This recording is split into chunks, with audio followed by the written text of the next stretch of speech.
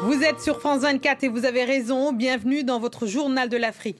À la une, ce soir, le décès du Sphinx de Daoukro. L'ancien président ivoirien Henri Konan Bédié s'est éteint à l'âge de 89 ans à Abidjan mardi soir. Nous reviendrons sur la vie et la carrière d'une des figures majeures de la politique ivoirienne. Les hommages se succèdent. Une intervention militaire serait la dernière option sur la table. C'est la déclaration de la CEDEAO à l'ouverture de la réunion des chefs d'état-major ouest-africains à Abuja. Dans le même temps, une délégation de l'instance régionale est au Niger pour négocier avec les putschistes. Et nous irons à Kigali où se déroule le championnat d'afro-basket féminin, une compétition internationale majeure qui sert aussi de qualification pour la Coupe du monde de basket féminin. Et son organisation est une victoire de plus pour la diplomatie du sport pratiquée par le Rwanda. Il était le sphinx de la politique ivoirienne. L'ancien président de la Côte d'Ivoire, Henri Konan Bédié, est décédé mardi à l'âge de 89 ans. Il avait été hospitalisé à Abidjan après un malaise dans son fief à Daoukro. Henri Konan Bédié a marqué la vie politique de son pays durant plus de 60 ans, de la fonction suprême à l'exil. Retour sur son parcours avec Alice Broga. Henri Konan Bédié était un monument de la politique ivoirienne depuis plus d'un demi-siècle.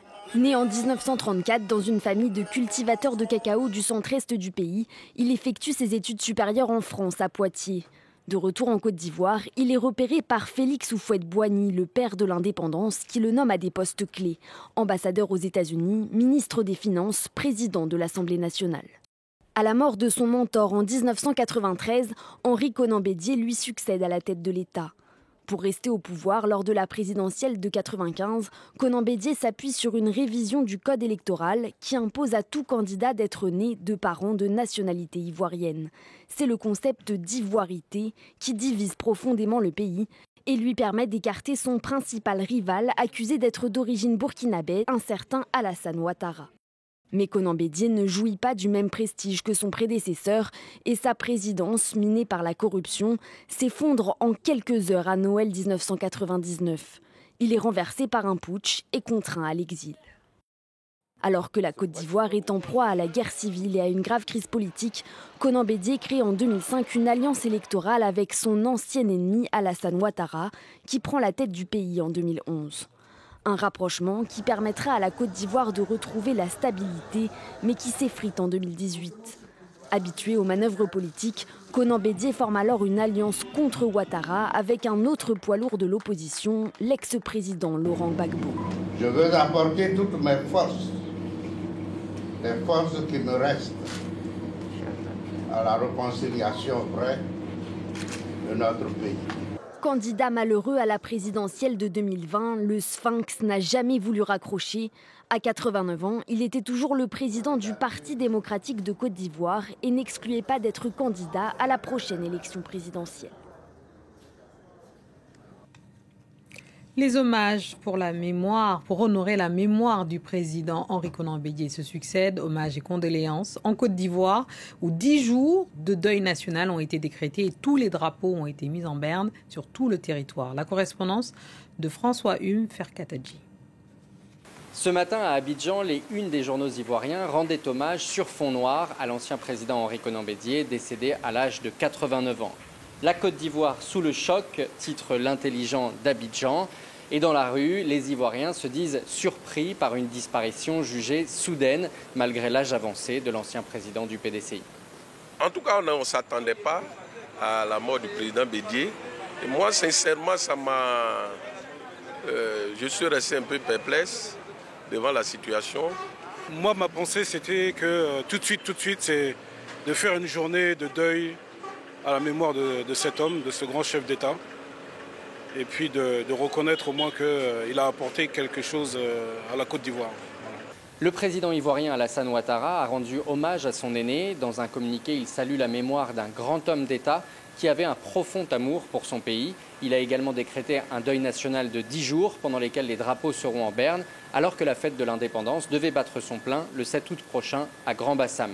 L'ancien président Laurent Gbagbo s'est aussi exprimé à travers un communiqué. Les deux leaders avaient noué une alliance politique avant les élections locales à venir.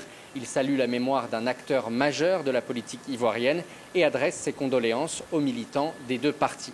Selon un cadre du PDCI, le nouveau président par intérim devrait être présenté aux militants. Aujourd'hui, il s'agit du doyen d'âge des vice-présidents, Philippe Kobli-Boni, âgé de 91 ans, agrégé de médecine, spécialiste en gynécologie. Il aura la lourde tâche de superviser le prochain congrès qui devra élire le nouveau président du PDCI, alors qu'Henri Konan Bédié n'avait pas désigné clairement de dauphin politique. L'actualité africaine, c'est aussi les suites du coup d'État au Niger. Une semaine après, les négociations se poursuivent et une délégation de la CEDEAO est arrivée à Niamey. Les précisions de notre correspondant dans la région, Serge Daniel. La diplomatie s'active et une délégation de la communauté économique des États de l'Afrique de l'Ouest est arrivée à Niamey, la capitale du Niger. Elle est composée, cette délégation, d'un ancien président du Nigeria, du président de la commission de la CEDEAO, mais également de dignitaires religieux de la sous-région. Et l'objectif est de rencontrer le président de la junte, le général Tchiani, mais également le président Mohamed Bazoum, dont les partisans affirment qu'il est toujours séquestré, et de rencontrer d'autres acteurs de la vie politique, d'autres personnes influentes de la vie politique du Niger, pour expliquer, pour faire passer un message. Il faut libérer le président Mohamed Bazoum, il faut un retour à l'ordre constitutionnel et donc engager des discussions. Et ce qui se dit de sources proches de cette délégation, c'est que si on constate que la junte est dans des prédispositions pour aller vraiment vers un véritable règlement pacifique de la situation en rétablissant les institutions de la République, oui, pourquoi pas ne pas leur donner encore un peu de temps, un peu plus d'une semaine comme arrêté à Abuja.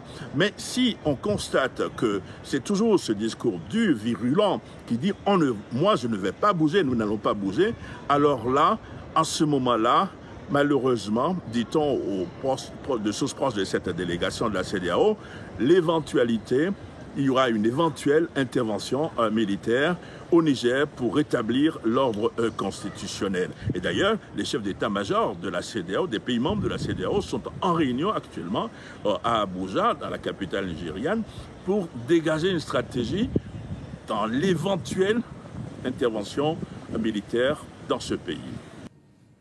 Et comme nous le disait notre correspondant Serge Daniel, l'intervention militaire serait pour la CEDEAO la dernière option sur la table, mais une option valable selon les chefs d'état-major ouest-africains réunis ce mercredi à Abuja. Laurent Bersécher. Réunis à Abuja sur fond de crise politique au Niger, les chefs d'état-major de la CEDEAO disent toujours privilégier une solution diplomatique, mais affirment qu'une intervention militaire n'est pas à exclure. Nous voulons rétablir l'ordre constitutionnel de manière pacifique. C'est la meilleure option. Mais il faut examiner tous les scénarios possibles. En dernier recours, nous devons nous préparer à la possibilité d'une intervention. En parallèle à la réunion d'Abuja, une délégation de la CEDEAO s'est rendue mercredi à Niamey pour tenter de négocier avec les putschistes. Dimanche, le bloc ouest-africain avait imposé un ultimatum exigeant le retour du président Mohamed Bazoum d'ici un délai de 7 jours. Mercredi, le Nigeria a également coupé son approvisionnement en électricité au Niger, en ligne avec les sanctions annoncées par la CEDEAO. Le pays le plus peuplé d'Afrique, qui partage près de 1600 km de frontières avec le Niger, craint notamment que la crise ne provoque un afflux de réfugiés et des débordements de violences djihadistes sur son territoire. L'instabilité politique au Niger est une source de graves préoccupations pour nous tous. Elle menace notre vision commune d'une Afrique de l'Ouest pacifique, sûre et prospère. Une vision impossible à réaliser dans un contexte de bouleversement politique et de perturbation de l'ordre constitutionnel. Face aux pressions de la CEDEAO, les autorités militaires nigériennes peuvent compter sur le soutien des juntes maliennes et burkinabées. Les deux pays ont récemment affirmé que toute intervention militaire au Niger sera perçue comme une déclaration de guerre à leur encontre. Toujours au Niger, mais au sujet des frontières terrestres et aériennes avec 5 de ces pays frontaliers ont été ouvertes. L'Algérie, le Burkina Faso, la Libye, le Mali, le Tchad sont des pays soit non membres de la CEDEAO ou en délicatesse avec elle. Par contre, la frontière avec le Bénin n'a, elle, pas été ouverte. Le pays est un partenaire commercial majeur du Niger. Toutes les importations transitent par le port de Cotonou. On retrouve notre correspondante Emmanuelle Sodji. Au Bénin, les sanctions sont déjà appliquées, et cela dès dimanche dernier après le sommet de la CEDEAO. Alors l'idée, c'est d'asphyxier économiquement le Niger afin de faire pression sur les militaires putschistes. La frontière avec le Niger, qui est située au nord du pays, est fermée. Or, habituellement, le Bénin, son port à Cotonou, c'est la porte d'entrée, la porte de sortie la plus empruntée pour les marchandises à destination et en provenance du Niger. C'est en effet par le Bénin qu'est évacué l'uranium du Niger. Mais aujourd'hui, l'enjeu économique, ce sont les champs de pétrole qui sont dans le nord-est du Niger, dans la région d'Agadem. Son exportation est censée connaître une augmentation exponentielle, multipliée par 6 grâce à un projet en cours d'oléoduc. Il s'étend sur près de 2000 km, il traverse le Niger et arrive sur la côte béninoise. Alors l'ouvrage qui est financé par les Chinois doit être mis en service l'année prochaine et sachez que c'est l'un des plus grands projets dans le BTP en Afrique francophone. Il est prévu pour pouvoir acheminer l'équivalent de 35 millions de barils par an. Il est important à la fois donc pour le Niger et le Bénin puisque le Niger pourrait toucher plus de 600 millions d'euros de recettes fiscales un an après sa mise en route. Et le Bénin, lui, empocherait plus de 400 millions d'euros sur 20 ans. Direction le Rwanda, où le 28e championnat d'afro-basket féminin bat son plein. La compétition, qui a lieu tous les 2 ans, sert aussi de qualification pour les championnats du monde de basket féminin. Son organisation est considérée comme une victoire de plus pour Kigali, qui privilégie la diplomatie du sport et investit massivement dans les infrastructures. Explication avec Clément Diroma. Une douzaine d'équipes et des centaines d'athlètes sont arrivés à Kigali pour la toute première édition du championnat d'afro-basket féminin à se tenir au Rwanda. Les Nigériennes sont les grandes favorites cette année puisqu'elles ont remporté les 3 éditions précédentes, mais elles pourraient faire face aux Sénégalaises qui ont déjà remporté 11 titres continentaux. Pour la Fédération internationale de basket, ce championnat est d'autant plus important qu'il intervient 1 an avant les Jeux Olympiques de 2024, des JO pendant lesquels les basketteuses africaines sont généralement sous-représentées. Le basket masculin est plus évolué que le basket féminin. Donc aujourd'hui, le combat de FIBA Afrique et de toutes les fédérations, c'est d'essayer quand même de booster le basket féminin. Et je peux vous dire qu'on a pris le départ, mais il reste encore beaucoup à faire parce que nous voulons vraiment aller très loin, se mesurer aux équipes des autres continents, européens et américains. Donc nous voulons vraiment aller à ce niveau-là parce que les compétences ne manquent pas. Et la ressource humaine est là. Le Rwanda, on le sait, investit massivement dans les infrastructures sportives, près de 300 millions d'euros depuis 2018. Il y a quelques mois, le congrès international de la FIFA s'est déroulé à Kigali. Idem pour la Basketball African League, la BAL.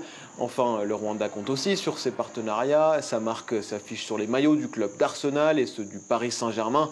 Le club français y a d'ailleurs ouvert une académie PSG en 2021 pour former de jeunes espoirs. Et c'est ainsi que nous refermons ce journal de l'Afrique. Merci à tous ceux qui nous ont suivis partout dans le monde et en particulier de Daoukro à Badon en passant par Abidjan. Je tiens à présenter toutes mes condoléances à la famille et aux partisans d'Henri Konan Bédié. Restez avec nous car l'actualité continue sur France 24.